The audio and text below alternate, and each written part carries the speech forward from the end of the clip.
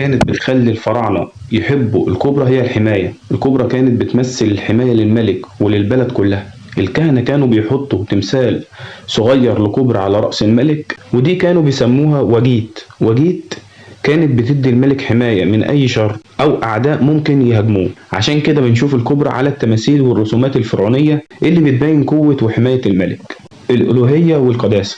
الكوبرا كانت كمان رمز للألوهية عند الفراعنة، كانوا بيشوفوها ككائن مقدس ومرتبط بالإله. في آلهة عندهم اسمها وجيت، واللي هي على شكل كوبرا، وكانت تعتبر إله للحماية والسحر.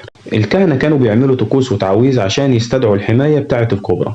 هما اللي كانوا بيعتقدوا كده برضه، مش أنا.